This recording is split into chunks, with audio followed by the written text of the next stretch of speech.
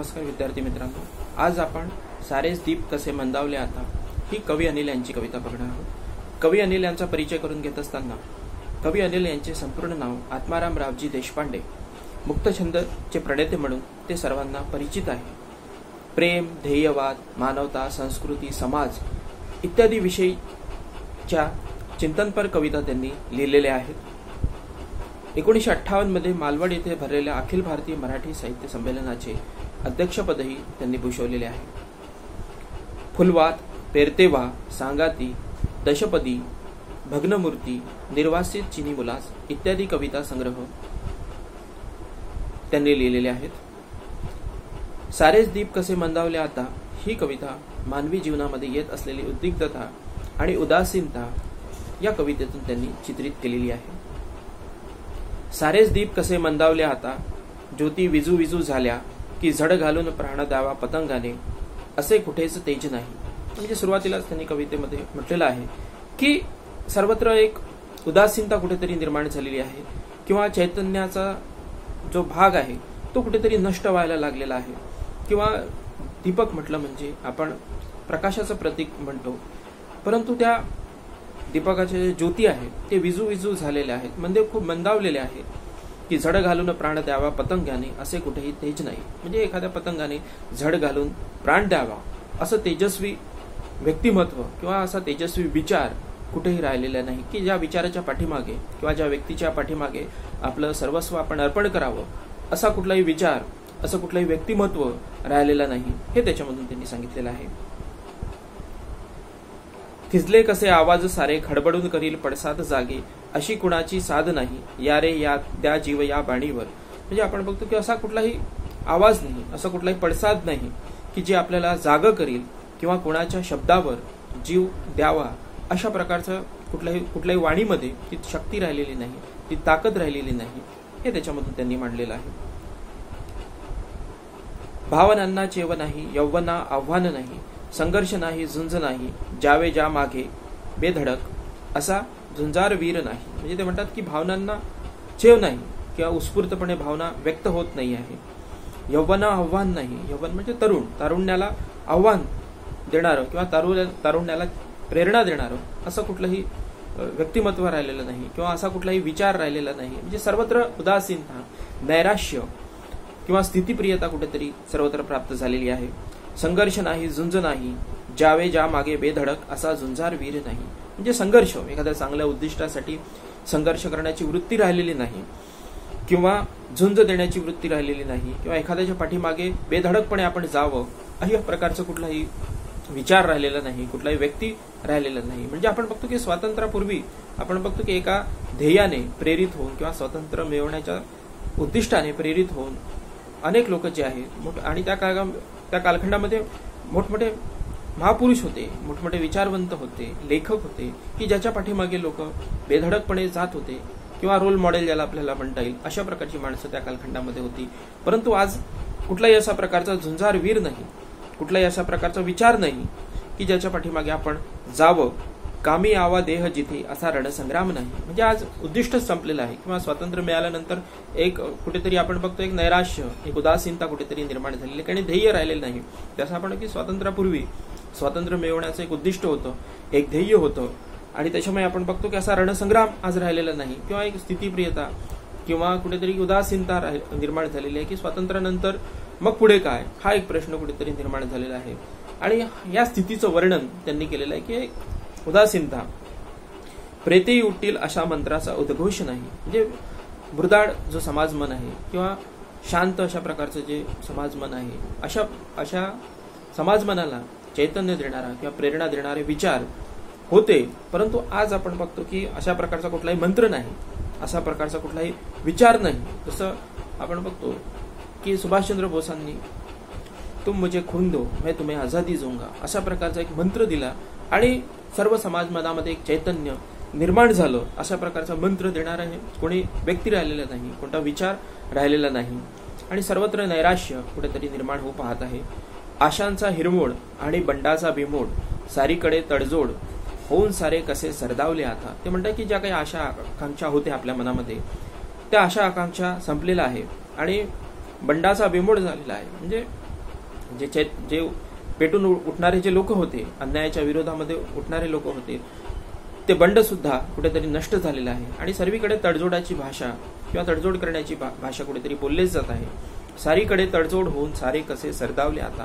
म्हणजे सर्वांचे हितसंबंध एकमेकांशी कुठेतरी गुंतलेले आहे आणि एकमेकांचे हितसंबंध जोपासण्यामध्येच कुठेतरी सर्वजण गुंतलेले आहे. ही एक स्थिती कुठेतरी निर्माण होऊ पाहत आहे किंवा निर्माण झालेली आहे आणि त्याच्यामुळे सर्वत्र सरदावलेलं वातावरण झालेलं आहे. सर्व शांत थंड कुठेतरी झालेलं आहे. सारेच कसे थंडावले आता, साऱ्यास आघाडीवर ही अशी हो सामसूम. म्हणजे सर्वत्र सामसूम निर्माण झालेली आहे. सर्वत्र थंड वातावरण झालेलं आहे. कुठेही चैतन्य राहिलेलं नाही, कुठलेही प्रेरणा देणारे विचार राहिलेले नाही, व्यक्ती राहिलेले नाही आणि सर्वच आघाड्यावर कुठेच असं चैतन्याचं प्रतीक दिसत नाही, कुठेच चैतन्य दिसत नाही. म्हणून ते म्हणतात साऱ्याच आघाडीवरती हो अशी हो सामसूम, वरती खालती सामसूम, इकडे तिकडे सामसूम, आजूबाजूस सामसूम, जन्मतातही सामसूम, हृदयामध्येही सामसूम, कुठेही पोटतिडीक नाही, प्रेतामध्येही धडक नाही, जीव ओढून घेईल अशी डोळ्यामध्ये फडक नाही, जीवनाला वाव नाही. म्हणजे अशा पद्धतीने सर्वत्र पूर्ण जनमानसामध्ये अशा प्रकारची सामसूम, एक उदासीनता किंवा ज्याच्यापासून आपल्याला प्रेरणा घेता येईल किंवा ज्याच्यापासून आपल्याला नवीन जाणीव मिळेल अशा प्रकारचा कुठलाही विचार आज दिसत नाही आणि सर्वत्र अशा प्रकारचं नैराश्य, सर्वत्र अशा प्रकारची उदासीनता कुठेतरी आपल्याला दिसते. किंवा एखाद्या तरुण माणसाकडून अपेक्षा करावी, परंतु तारुण्यामध्ये सुद्धा कुठेही चैतन्य नाही. ते म्हणतात की तारुण्याची चमक नाही, धमक नाही, साहित्यातही चैतन्य नाही, संगीतात इंगित आणि कलेमध्ये उकल नाही. ते म्हणतात की तरुण माणसं जे आहे परिवर्तन करत असतात किंवा तरुणाकडून नव्या बदलाची अपेक्षा आपण करत असतो, परंतु तारुण्यामध्येही चमक नाही किंवा त्याच्यामध्येही धमक नाही. त्यांच्यामध्ये सुद्धा आज काहीतरी नवीन करण्याची ताकद त्यांच्यामध्ये नाही किंवा त्यांच्यामध्ये काही नवनिर्मिती शक्ती त्यांच्यामध्ये राहिलेली नाही. आणि स्वाभाविक आपण बघतो की साहित्य सुद्धा हे जीवनाचं प्रतिबिंब असतं. आजूबाजूला जे काही घडतो किंवा आजूबाजूला ज्या काही गोष्टी होतात त्याचंच प्रतिबिंब साहित्यामध्ये घडतं. जसं आपण बघतो की स्वातंत्र्यापूर्वी साहित्यामध्ये सुद्धा चैतन्य होतं, कारण की स्वातंत्र्याचा एक जाज्वल्य अशा प्रकारचा इतिहास होता किंवा स्वातंत्र्यासाठी प्रेरित झालेली अनेक ध्येयवादी माणसं जी आहे त्या कालखंडामध्ये होती किंवा एक समाजमन कुठेतरी जागृत झालं होतं आणि त्याच्यामुळे साहित्यामध्ये सुद्धा चैतन्य निर्माण झालं होतं. साहित्य सुद्धा प्रेरणादायी अशा प्रकारचं निर्माण झालं होतं. परंतु आज सर्वत्र उदासीनता असल्यामुळे स्वाभाविक साहित्याला सुद्धा विषय राहिलेला नाही. साहित्याला प्रेरणा देईल अशा प्रकारच्या कुठल्याही गोष्टी घडत नाहीये आणि त्याच्यामुळे साहित्यामध्ये सुद्धा एक उदासीनता कुठेतरी आलेला आहे, चैतन्य राहिलेलं नाही. म्हणून ते म्हणतात की साहित्यात चैतन्य नाही, संगीतात इंगित नाही, कलेमध्येही उकल नाही. म्हणजे संगीत सुद्धा कुठेतरी मिळमिळीत कुठेतरी झालेलं आहे. कलेमध्ये सुद्धा अशा पद्धतीने काही चेतना दिसत नाही, कलेमध्ये सुद्धा काही नवनिर्मिती दिसत नाही. सरळपणाला भाव नाही, साधा सदाचार नाही, जो तो कसा लाचार आहे याची त्याला फूस आहे. म्हणजे आपण बघतो की चांगल्या गोष्टींचं महत्वच कुठेतरी संपत चाललेलं आहे. साधा सदाचार नाही, साध्या सोप्या गोष्टींना महत्व नाही, सरळपणाला भाव नाही, म्हणजे सरळ सरळ वागणाऱ्या माणसाला कोणी किंमत देत नाही, कोणी त्याला विचारत नाही. जो तो लाचार झालेला आहे, जो तो कसा लाचार आहे याची त्याला फूस आहे. म्हणजे प्रत्येक जण लाचार झालेला आहे, काहीतरी प्रत्येकाचे हितसंबंध एकमेकांशी कुठेतरी जुडलेले आहे आणि त्याच्यामुळे या व्यवस्थेच्या विरोधामध्ये जाण्याची कोणाची इच्छा नाही. कारण की कुठेतरी स्वार्थ जो आहे तो स्वार्थ माणसाला कुठेतरी गुंतवून ठेवत आहे किंवा स्वार्थाच्या पलीकडे जाऊन समाजहिताचा विचार करण्याची कोणाची इच्छा नाही. प्रत्येकाची एकमेकाला फूस आहे. म्हणजे याच्यामध्ये सर्वच जण सामील झालेले आहे. प्रत्यक्ष अप्रत्यक्षरित्या कुठेतरी या व्यवस्थेचे भाग आपण कुठेतरी झालेला आहोत आणि घराघरामध्ये हे पोहोचलेलं आहे. घराघरात घुस आहे, तेरी चूप मेरी चूप गुपचूप, सारा हिशोब व्यवहार आहे. म्हणजे प्रत्येक जण एकमेकाचे हितसंबंध कुठेतरी जोपासण्यामध्ये कुठेतरी गुंतलेले आहेत आणि प्रत्येक घराघरामध्ये अशा प्रकारची जशी घुस आहे ती घरामध्ये घुसली की सर्व घर पोखरून काढते आणि अशा प्रकारचा हा भ्रष्टाचार असेल किंवा अशा प्रकारचे वाईट विचार असतील, वाईट प्रवृत्ती असेल, ती घराघरामध्ये घुसलेली आहे, प्रत्येक ठिकाणी घुसलेली आहे. भ्रष्टाचार आपण म्हणतो की प्रत्येक ठिकाणी भ्रष्टाचार आपल्याला आज दिसतो. आपण बोलताना म्हणतो की आज असं एकही क्षेत्र राहिलेलं नाही की जिथे भ्रष्टाचार नाही, जिथे वाईट प्रवृत्ती नाही. आणि म्हणून ते म्हणतात की घराघरामध्ये घुस आहे, तेरी चूप मेरी चूप गुपचूप, सारा हिशोब व्यवहार आहे. म्हणजे एकमेकांचे दोष जे आहे किंवा एकमेकांचं काही वाईट कृत्य जे आहे ते सांभाळून घेण्याची वृत्ती कुठेतरी वाढत चाललेली आहे. एकमेकांचा भ्रष्टाचार लपवण्याची वृत्ती कुठेतरी वाढत चाललेली आहे. म्हणजे तू तुझं वाईट, मी तुझं वाईट कृत्य लपवतो, तुझा भ्रष्टाचार लपवतो, तू माझं लपव, अशा पद्धतीने एकमेकांना वाईट कामासाठी ही माणसं जी आहे ती एकत्र आलेली आहे. म्हणून ते म्हणतात, सारा हिशोब व्यवहार आहे, जो तो जागा धरून आहे, नाही तर अडवून आहे, दबेल असून चढेल आहे, योजनांची चळत आहे, परकीयांची मदत आहे. म्हणजे आपण बघतो की अशा प्रकारची वृत्ती जी आहे, अशा प्रकारची संकुचित वृत्ती प्रत्येक ठिकाणी जागा अडवून बसलेली आहे.